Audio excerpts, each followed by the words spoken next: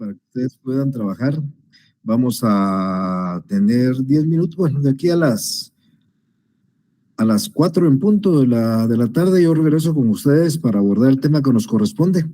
Tienen 10, 12 minutos para poder responder el laboratorio, quienes deseen hacerlo, y en 10 minutos estamos aquí de regreso, para ser exacto a las 4 de la tarde.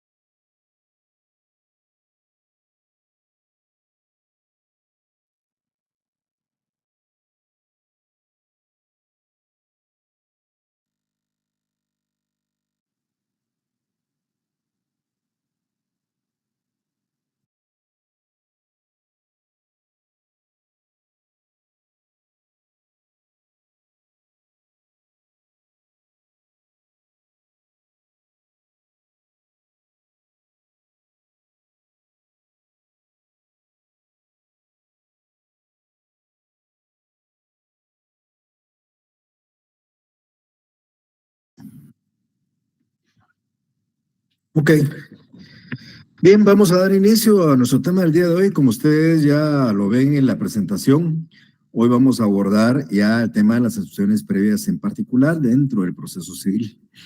Lo que hemos estado hablando, amigas y amigos, dentro del juicio ordinario es que el demandado tiene 9 días dentro del emplazamiento para contestar la demanda.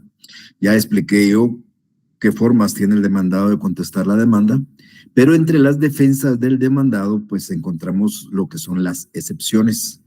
He explicado que las excepciones pueden ser previas o perentorias y que las previas son aquellas que depuran la falta de presupuestos procesales de validez y las perentorias son aquellas que atacan el fondo de la pretensión.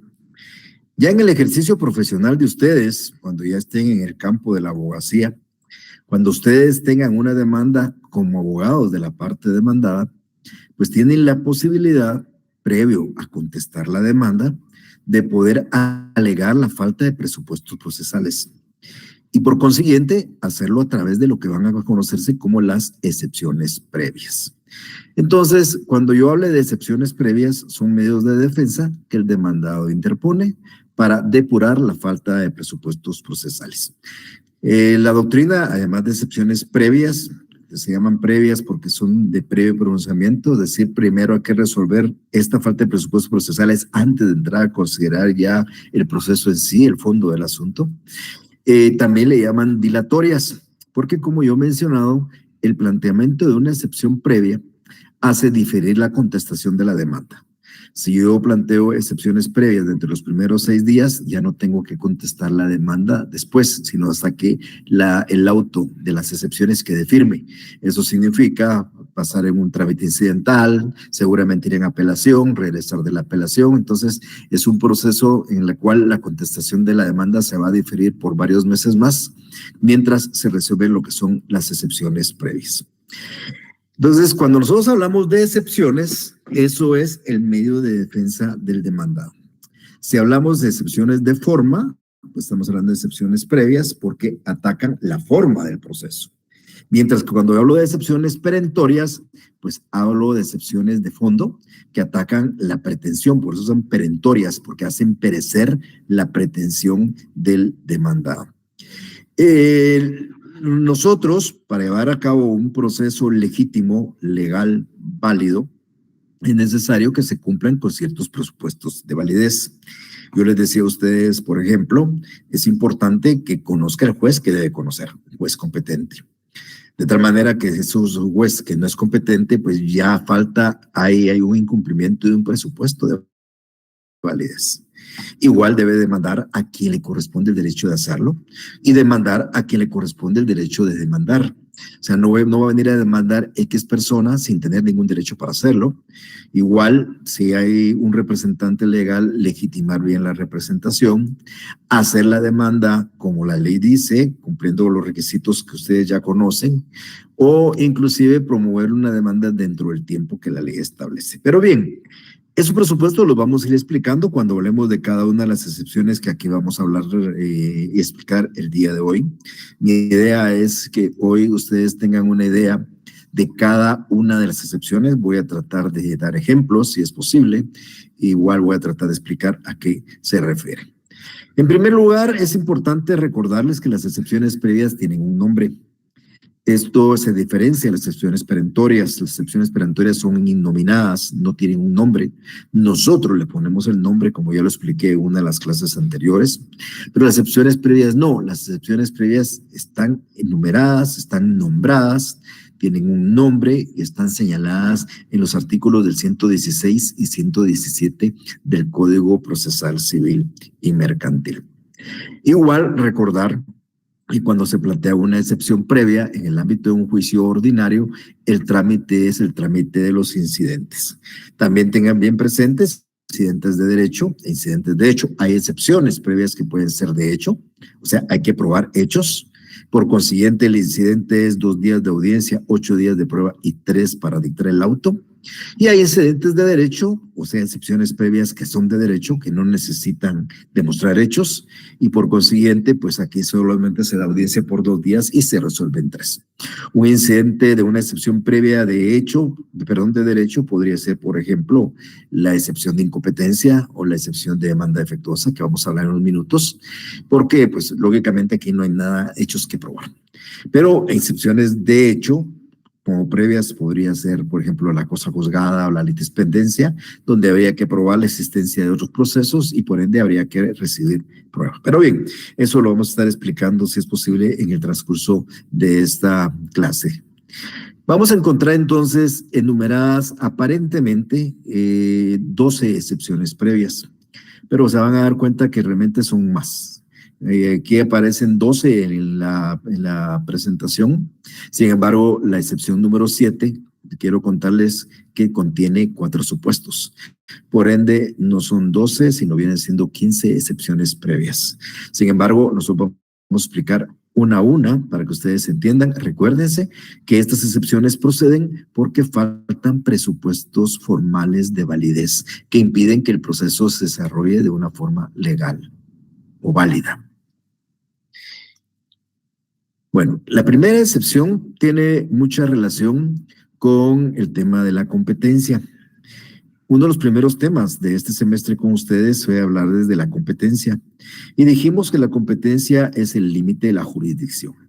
Expliqué yo que la jurisdicción la tienen todos los jueces, pero no todos los jueces son competentes. O sea, todos los jueces tienen la facultad de administrar justicia, pero no lo pueden hacer en cualquier ámbito. Expliqué yo que la competencia normalmente se divide en grado, primera instancia o paz, se divide en territorio, jueces de municipios, jueces de departamentos, o se distribuye por materia, jueces civiles, jueces penales, jueces laborales, jueces militares, etcétera. Por consiguiente, nosotros tenemos que plantear nuestra demanda ante el juez que corresponda.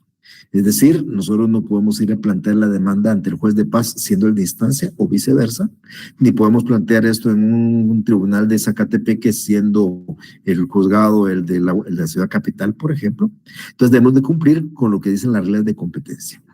Cuando la persona del actor no cumple con esas reglas de competencia, entonces es cuando procede esta excepción de incompetencia. Entonces, cuando ustedes analizan una demanda de entrada, pues ustedes van a empezar a analizar esos presupuestos procesales, van a determinar si la demanda la está conociendo el juez que debe conocerla o a criterio de ustedes, conforme a las reglas de competencia y conforme establece la ley, pues es otro el juez que debe conocer. Si fuera así, entonces lo que van a tener que plantear es una excepción de incompetencia. Posteriormente, es por seguridad jurídica, no es factible, amigas y amigos, que existan 2 procesos idénticos: identidad de personas, identidad de acciones, identidad de objetos, porque podrían existir 2 sentencias contradictorias, de tal manera que si una persona es demandada por otra por una cosa X y esa misma demanda la vuelve a plantear en otro tribunal, acá se da la figura de la litispendencia. El segundo proceso, el proceso más nuevo, es un proceso que no debe prosperar porque existe un proceso antiguo pendiente aún de resolver. Entonces, aquí la característica es que es la misma demanda planteada por los mismos sujetos procesales con el mismo objeto en posiblemente el mismo tribunal o tribunales distintos, pero buscando las mismas pretensiones. Por consiguiente, el segundo proceso no puede prosperar. Se llama litispendencia, como su nombre lo indica, es un litigio pendiente. En el ámbito, como expresión española, es eso, un litigio pendiente, la litispendencia. Y aquí lo que hace señalar es que existe otro proceso idéntico con entidad de partes y de la misma materia. Entonces le digo, cuando existe esa situación, ustedes plantean la litispendencia del proceso más nuevo, ahí plantean la litispendencia y ese proceso tiende a desaparecer, quedando únicamente vigente el primer proceso. La intención en esto, reitero, es no tener sentencias contradictorias, porque si no, no habría un sistema de justicia veraz, eficaz, fuerte. Imagínense ustedes que yo planteo 5 demandas para que ver en cuál de las 5 me prospera como yo quiero. No, si yo planteo 5 demandas idénticas, las demandas 2, 3, 4 y 5 tenderán a desaparecer y únicamente quedará vigente la demanda más antigua, que en este momento, en este caso, será la primera demanda. El artículo 540 del Código Procesal Civil y Mercantil establece que cuando una demanda entablada en un proceso es igual a otra que se ha entablado ante un juez competente, siendo las mismas personas y las cosas sobre las que se litigan, se declarará improcedente el segundo juicio y se condenará al actor en costas, daños y perjuicios. Entonces, el plantear 2 demandas idénticas hace que el segundo juicio se declare improcedente y haya una condena en daños y perjuicios y costas a favor o en contra de quien haya promovido esta acción. Este es un segundo supuesto. No pueden existir 2 procesos idénticos pendientes de resolver.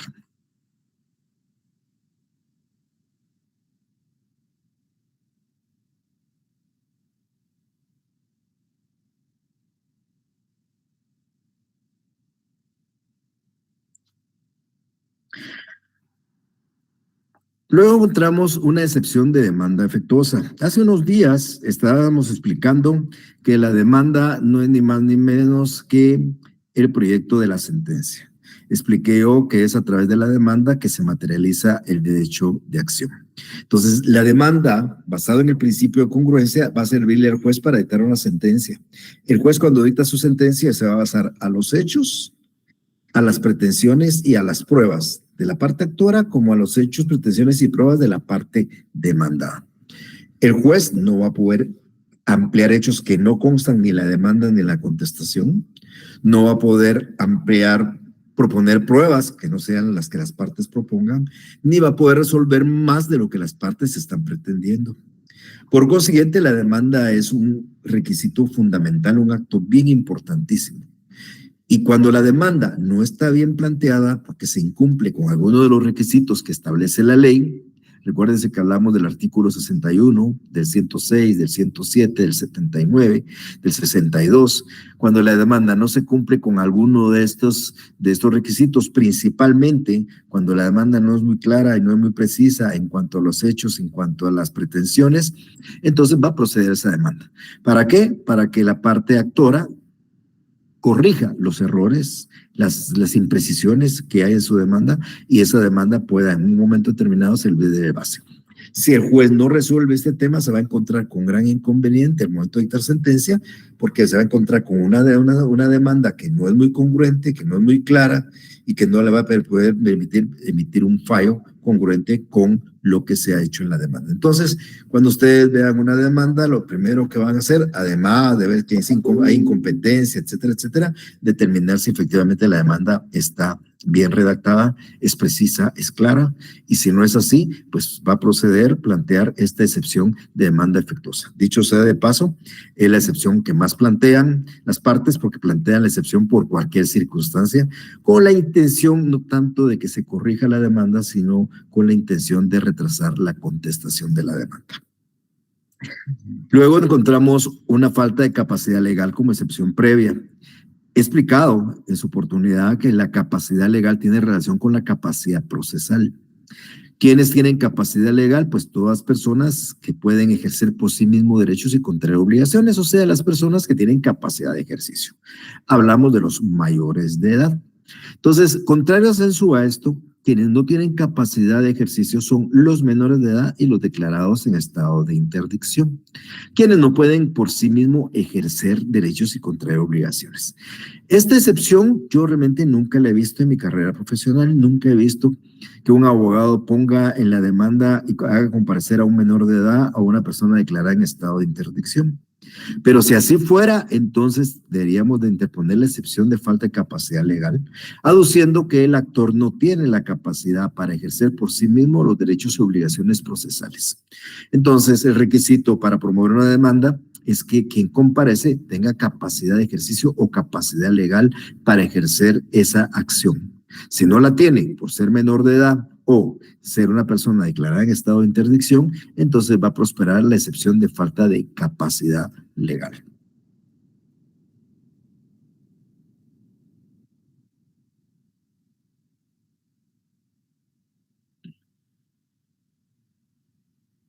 Acá traslado yo el resumen de lo que acabo de decir. Esta excepción va a proceder entonces cuando la persona que demanda no tiene la capacidad de ejercicio, la capacidad legal para ejercer por sí mismo la acción correspondiente.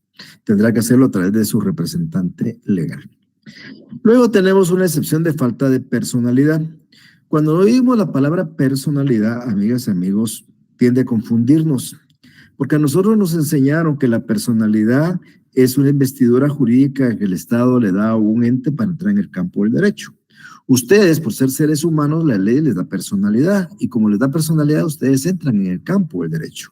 Las personas ficticias o jurídicas colectivas, pues también tienen personalidad porque la ley o su ley, su propia ley orgánica también les da esa calidad de personas. Las municipalidades, por ejemplo, lo dice la Constitución Política de la República, el Estado lo dice la Constitución Política de la República, la ley, el ICS lo dice su ley orgánica, la Universidad de San Carlos lo dice su ley orgánica. Bueno, pues estos entes ficticios o humanos tienen personalidad. Entonces nosotros creemos que habría una falta de personalidad cuando quien demanda no es un ser humano ni una persona reconocida como persona. Pero no es así. La falta de personalidad acá tiene realmente relación con legitimidad, tanto activa como pasiva. La legitimidad no es ni más ni menos que estar facultado por ley para ejercer un derecho.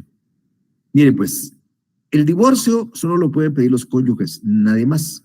Si alguien más pidiera el divorcio, no teniendo legitimidad, pues va a plantear una falta de personalidad. El cobro de los daños que me ocasionaron a mi vehículo, solo puedo cobrarlos yo, dueño del vehículo. Ni el conductor, ni a quien le presté el vehículo, nadie más tiene el derecho de reclamar daños por el vehículo que es de mi propiedad.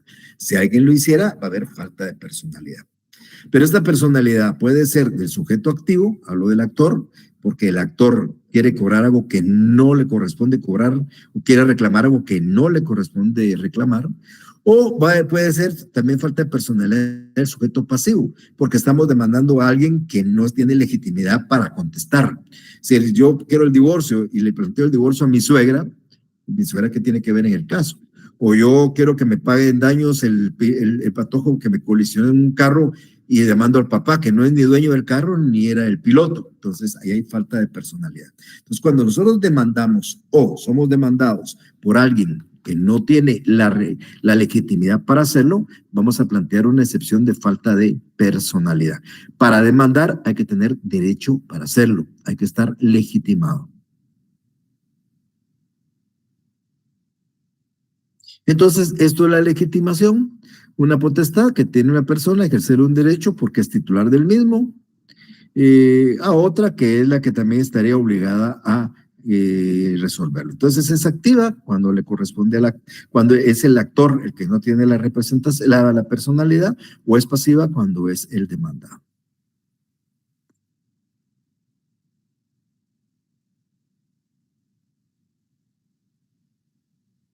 Y este es el resumen, va a ser excepción previa de falta de personalidad cuando el sujeto activo o pasivo carece de legitimación para actuar en el proceso. Luego tenemos una excepción previa de falta de personería. El personero es el representante legal de alguien, de una persona individual o de una persona jurídica. Ejemplos. Es personero de un menor de edad, pues su padre en ejercicio de la patria potestad. Es personero de un incapaz que no tiene padres, su tutor en ejercicio de la tutela. Entonces, el tutor ejerce la representación del pupilo, los padres ejercen la representación de sus hijos menores de edad o declarados en estado de interdicción.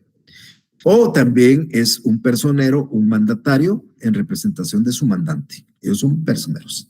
También desde el punto de vista de las personas jurídicas colectivas, personero es el representante legal del ICS, personero es el Procurador General de la Nación en representación del Estado, personero es el presidente del Instituto Guatemalteco de Seguridad en representación del ICS, o el rector en representación de la Universidad de San Carlos. Entonces, son los personeros. ¿Cuándo vamos a encontrar nosotros una falta de personería? Cuando la persona que comparece aduciendo ser personero no lo es. Imagínense ustedes que compareciera un tío diciendo ser representante de un menor, pero ni es tutor ni ejerce la patria potestad porque no es padre. Por consiguiente, él no tiene personería, aunque él lo diga. Vengo a comparecer en representación de mi sobrino, pero usted es el tutor, no lo soy, y usted es el papá, tampoco lo es. Entonces usted no tiene personería, usted no tiene representación. ¿O qué haría si pues, llego yo, Mario Gordillo, como profesor de la universidad, aduciendo que soy el representante de la universidad, soy el representante legal de la universidad? No tengo ningún mandato, no soy el rector, no sé, entonces no tengo la personería.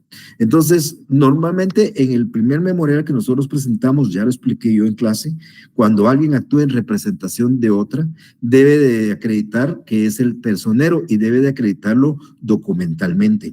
Entonces nosotros vamos a encontrar que va a haber falta de personería en dos posiciones, dos situaciones similares, pero distintas a la vez. Primero, cuando quien dice que es representante no tiene ninguna representación, el tío que ni es tutor ni es padre no tiene ninguna representación, o aquel que sí teniendo la representación, el título que él trata de acreditar no cumple los requisitos formales para poder acreditar la representación. Yo recuerdo de un caso donde un padre en ejercicio de la patria potestad pretendió acreditar su calidad de padre con un acta notarial que se sacó de los libros de registro civil. Recuérdense que la única forma de establecer estado civil son las certificaciones del RENAP, no el acta notarial donde fue levantada en un libro. Entonces, eso, pese a que él tenía la representación, el documento que acompañaba no era suficiente. ¿Qué sucedería si un mandatario acompaña un mandato, pero no lo inscribió en el archivo de poderes? Si bien es cierto, acompañó el mandato, el mismo no carece de validez porque faltó un elemento formal para validez. Y aunque tuviera la representación, el documento que lo acredita no es suficiente. Entonces vamos a encontrar que cuando alguien comparece aduciéndose representante y no lo es, o alguien aduciendo que es representante, sí lo es, pero el documento que presenta no es suficiente para acreditar la representación, vamos a hablar entonces de una excepción de falta de personería. Estos presupuestos van dirigidos al sujeto, a las partes del proceso. Ya se dieron cuenta que hay que tener capacidad. Si no tienen capacidad, pues habrá una excepción de falta de capacidad legal. Saben que hay que tener legitimidad y si no hay legitimidad, pues habrá una excepción de falta de personalidad. Y hay que tener la representación y si no la tienen, pues habrá una excepción previa de falta de personería. Luego encontramos una excepción que contiene 4 supuestos. Yo quiero a ustedes, si tienen su código físico, revisen ese artículo 116, en el numeral 7º creo que está la excepción, porque la excepción en la mayoría de códigos físicos dice falta de cumplimiento del plazo de la condición, no está la disyunción o sea, es del plazo o de la condición. La mayoría de códigos solo dice del plazo de la condición. Y aquí hay cosas interesantes. No es lo mismo plazo y no es lo mismo condición. Por eso hay una disyunción. Plazo es un tiempo que normalmente va a transcurrir. Usted tiene obligación de cumplir el plazo, tiene que cumplir con la obligación el 24 de diciembre del año 2024. Hay un plazo determinado, establecido, que va a llegar y va a suceder. La condición no, la condición viene a constituir un acontecimiento que va a ser futuro, pero va a ser incierto. O sea, usted va a cumplir con la obligación si su hermana contrae matrimonio. O el día que usted contraiga matrimonio, tiene derecho a exigir esta obligación. Entonces, aquí hay o es un plazo o es una condición. Entonces, aquí es bien importante resaltar, porque solo ahí vemos que ya hay 2 supuestos. O es plazo o es condición. ¿Qué sucedería si una parte, teniendo usted obligación de cumplir con algo el 24 de diciembre del año 2024, se lo fueran a cobrar el día de hoy?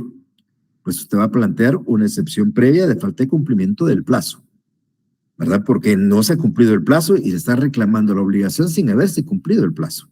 ¿Y qué sucedería si lo que se da es una condición?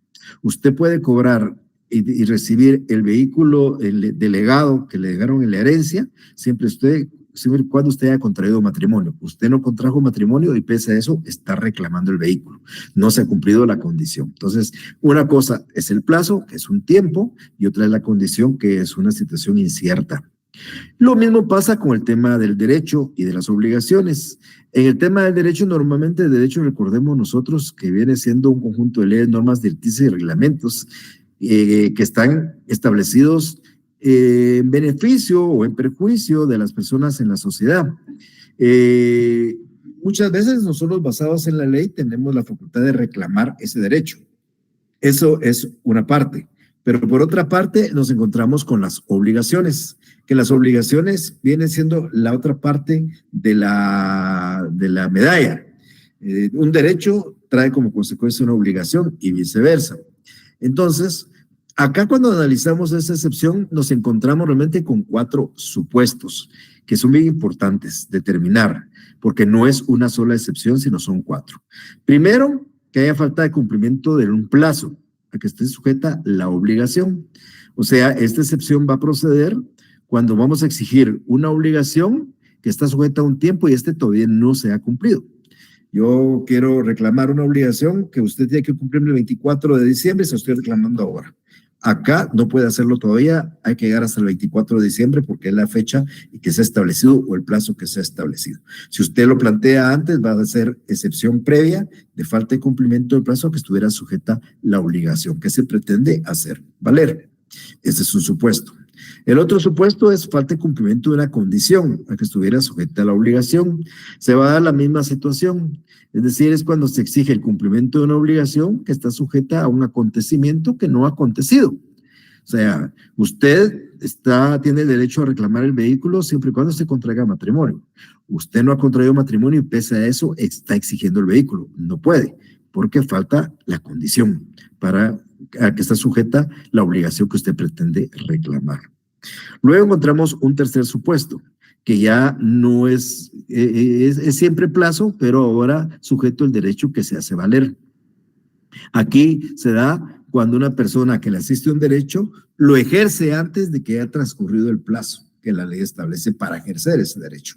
Entonces, acá los supuestos ya no es el supuesto de obligaciones, sino el supuesto de derechos. Alguien quiere ejercer un derecho, pero lo hace antes del plazo establecido para poderlo ejercer.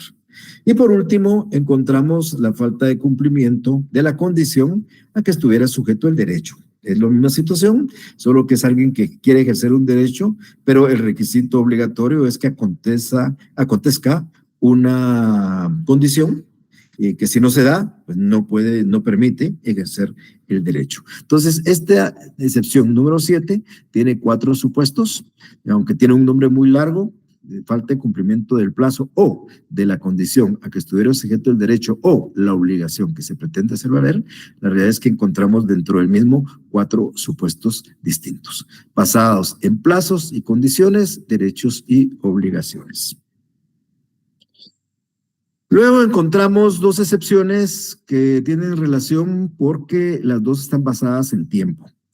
Miren, el sistema de justicia o de paz social, yo les decía a ustedes, el proceso, cuando hablábamos del proceso, les decía que el proceso tenía una función privada y una función pública, una función secundaria y una primaria. La secundaria y la privada es la solución del conflicto. Pero el resolver varios conflictos trae como consecuencia la función primordial, que es mantener la paz social. Entonces, en una comunidad, la paz social se mantiene cuando hay un debido proceso que se da con rapidez, con celeridad. Pero también hay paz social cuando las obligaciones o las acciones tienen un tiempo para hacerse y cuando no se ejercen, pues automáticamente se pierde ese derecho. Entonces, ¿qué pasaría si, por ejemplo, las obligaciones no prescribieran? Si una obligación no prescribiera, nosotros pasaríamos 20 o 30 años pensando cuándo nos van a cobrar. Mientras que la ley es clara que las obligaciones, la mayoría de ellas en términos generales, prescriben en 5 años. De tal manera que si ya pasó una obligación y ya transcurrieron 5 años, ya no hay forma de cobrarlas. Y ustedes automáticamente, pues no tienen que cubrirlas. Entonces, vamos a encontrar 2 figuras. Las 2 se refieren a tiempo, transcurso del tiempo. Por un lado, la caducidad. Lo que pasa es que la caducidad se está caracterizada porque alguien tiene la obligación, no que la obligación, tiene el derecho de ejercer una acción para, por ejemplo, una acción para cobrar daños o una acción para plantear una demanda de divorcio o para plantear un interdicto. Yo tengo un tiempo. La ley, por ejemplo, me dice, si yo quiero plantear un divorcio por causal, tengo que hacerla dentro de los 6 meses de conocida la causal. Si yo vengo a plantear un divorcio por malos tratos 3 años después de que se dieron los malos tratos, eso ya caducó. Ese derecho de accionar esa demanda ya caducó. Entonces, yo no ejerzo la acción en el tiempo que la ley me da y por consiguiente pierdo el ejercicio de esa acción. Acá es donde nosotros automáticamente, por el hecho de no proceder, de no accionar, automáticamente tenemos, existe la posibilidad de que se pierda el derecho de accionar. La caducidad tiene una característica. La caducidad está establecida en la ley o las partes también la pueden acordar. Las partes, por ejemplo, pueden fijar un término para la duración de un derecho en el cual se puede ser ejercitado.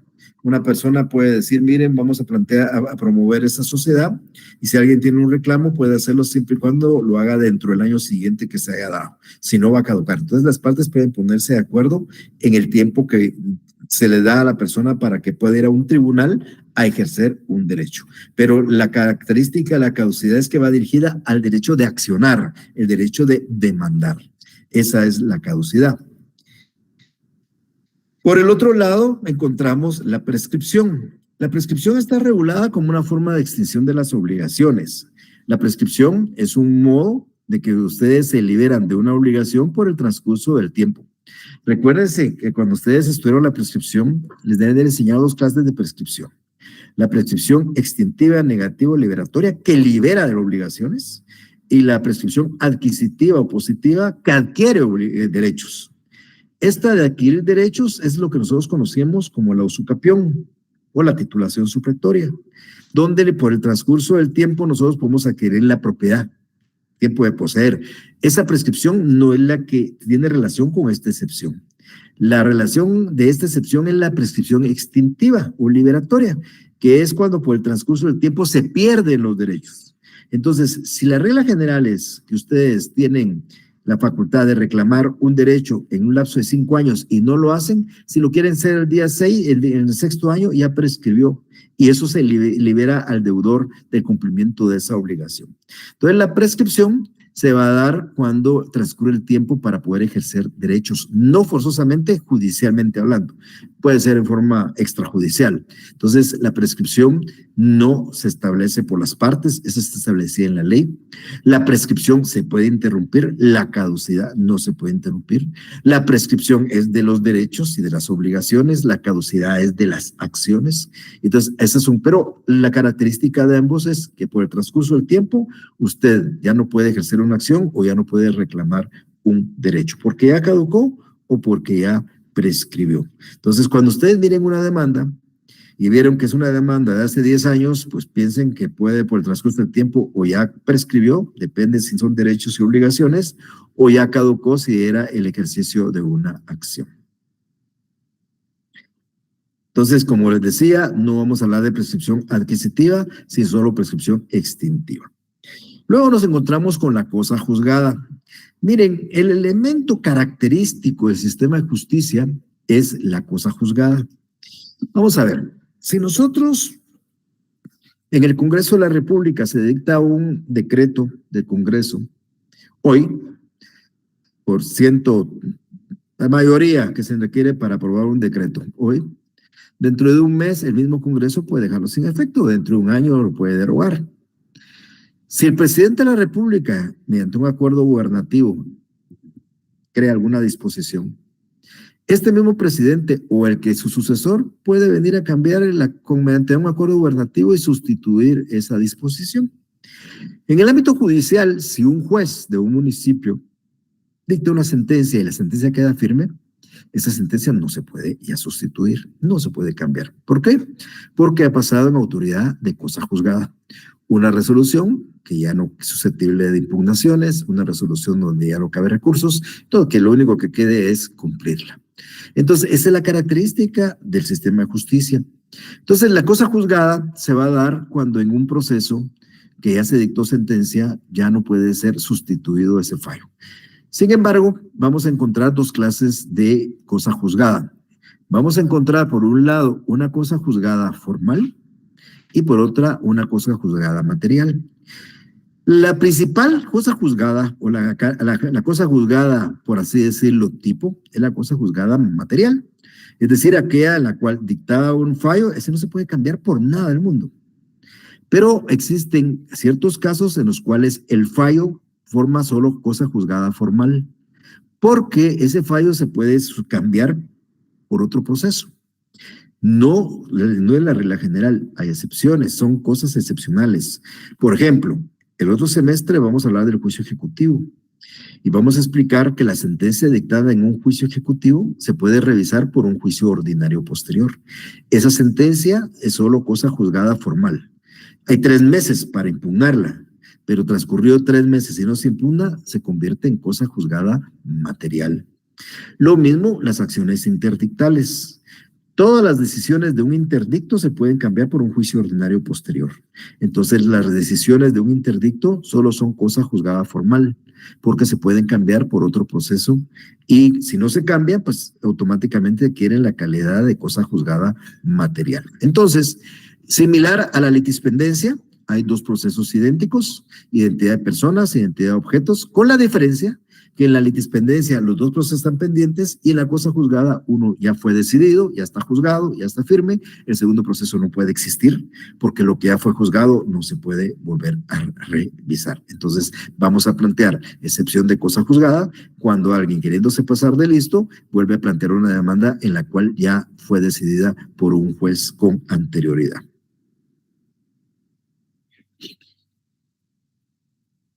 Luego encontramos una excepción de transacción. La transacción es un contrato, tal y como lo dice la presentación, por el cual las partes mediante concesiones recíprocas deciden de común acuerdo algún punto dudoso o litigioso evita un pleito que podría promoverse, termina que está principiado. La transacción es un mecanismo para la solución de un conflicto de manera extrajudicial.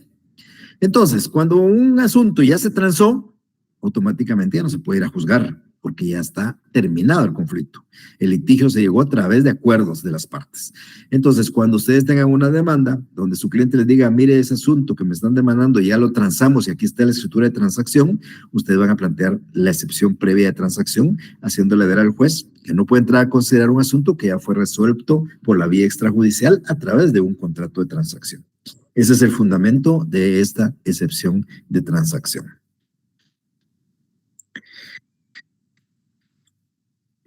Eso es transigir, ponerse de acuerdo con otra persona para resolver un punto litigioso o evitar un juicio futuro.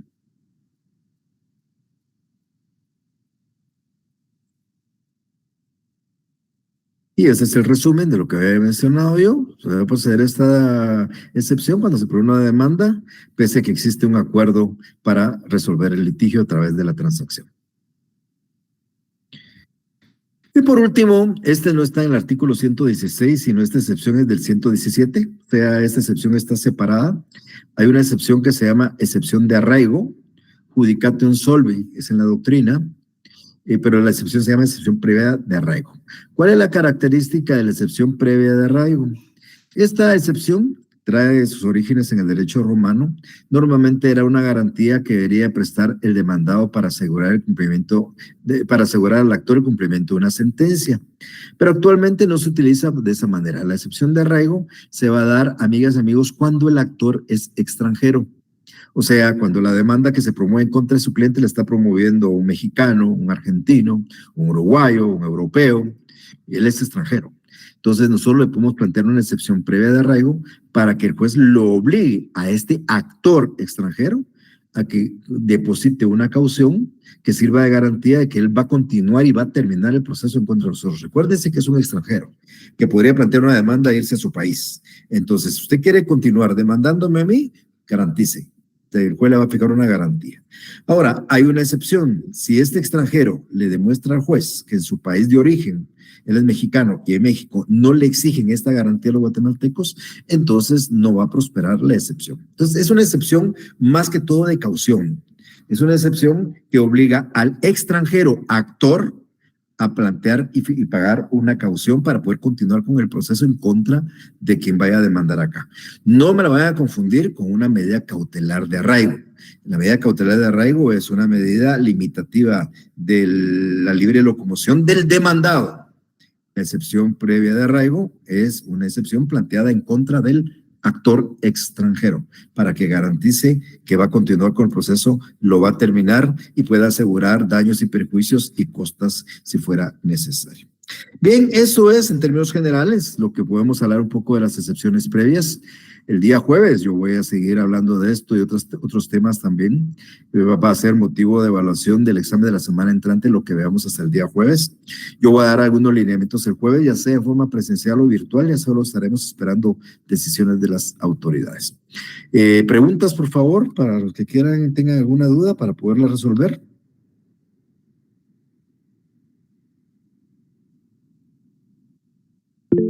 Victoria, por favor. Buenas tardes, licenciado. Yo tengo duda con la número 7, en los últimos dos incisos. No me quedó muy claro la diferencia. Si me podría ampliar un poco. Gracias. Sí, con mucho gusto, con mucho gusto. Vamos a buscarlo por acá. Mire, pues, la excepción tiene esta denominación.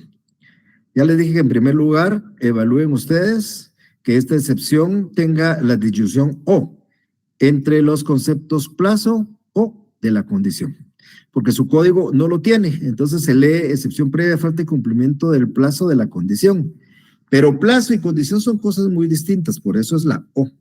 Es de cuestión de impresión, ¿verdad? Lamentablemente la tipografía que hizo una edición muy grande haber sido, porque casi en todos los códigos está ese mismo error, no hace la disyunción.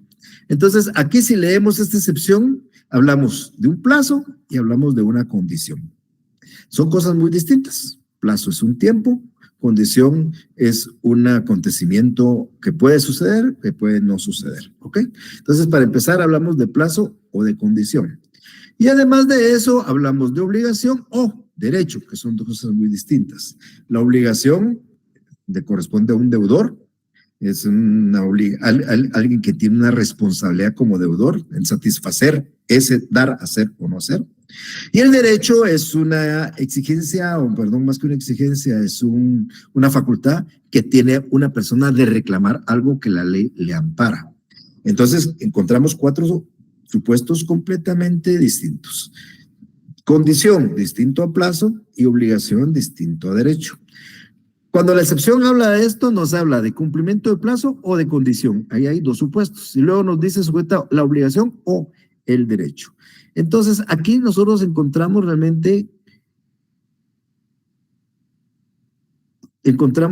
cuatro supuestos. El primero que yo le decía es que no se ha cumplido el plazo o que está sujeta a una obligación. O sea, alguien tiene una obligación y nosotros le queremos exigir esa obligación antes del plazo. Alguien está obligado a cumplir con entregar 10 kilos, terminar una casa el 24 de diciembre y yo solo estoy reclamando ahorita. Y él me va a plantear la excepción previa de falta de cumplimiento del plazo que está sujeta a la obligación. Me va a decir, señor, disculpe, pero yo estoy obligado a entregarle su casa el 24 de diciembre, no hoy que es 9 de abril. Y entonces va a prosperar la excepción porque todavía no se ha cumplido el plazo de esa obligación. Ese es un primer supuesto.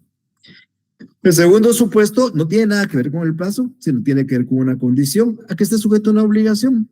Pensemos lo mismo, pensemos de alguien que tiene que entregarme una casa, no el 24 de diciembre, me tiene que entregar la casa el día que nazca mi hijo.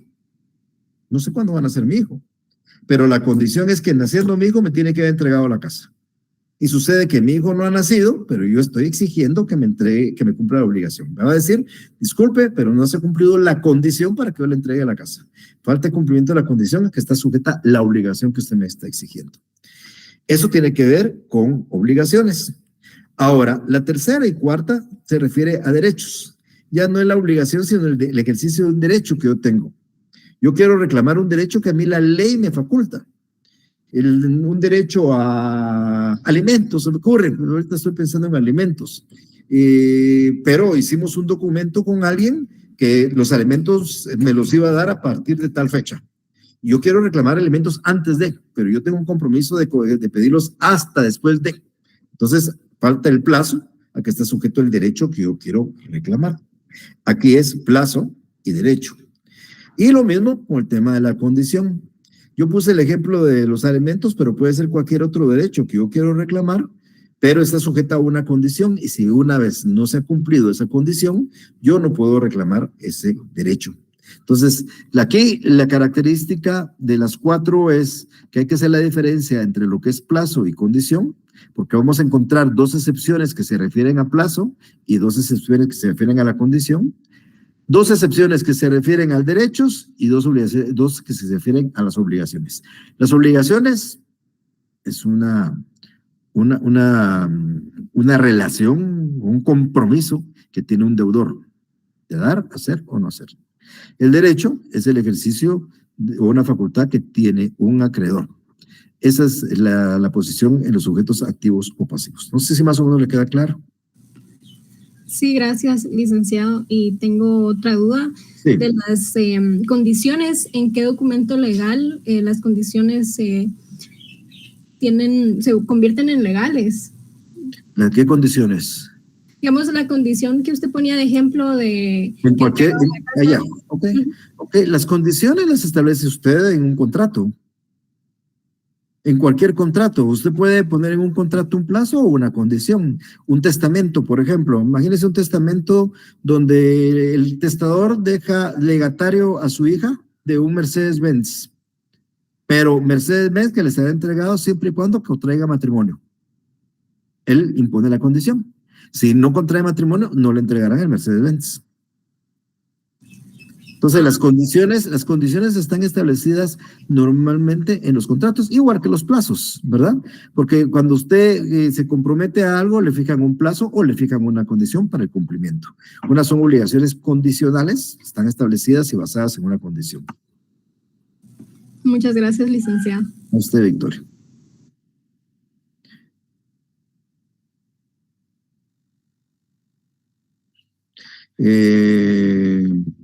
Vamos a ver.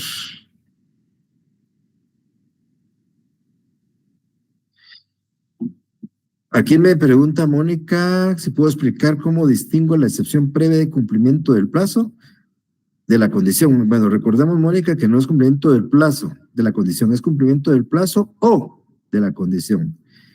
Con la excepción previa de caducidad. Bueno, no hay ninguna similitud.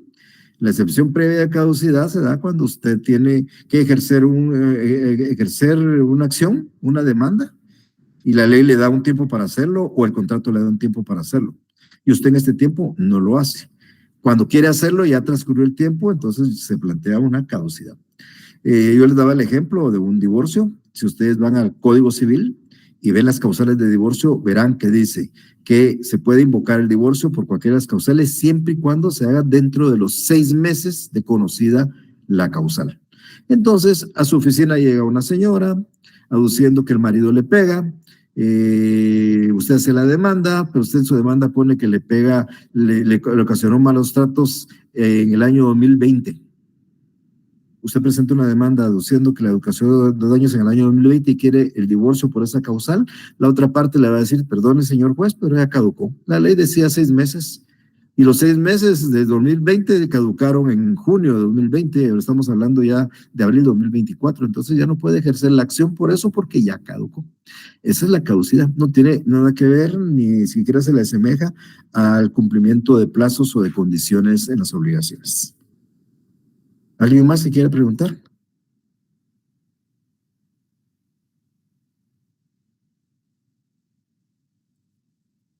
Me preguntan aquí también qué medio de prueba podemos utilizar para apoyarnos para interponer una defacción de falta de personería de un mandato.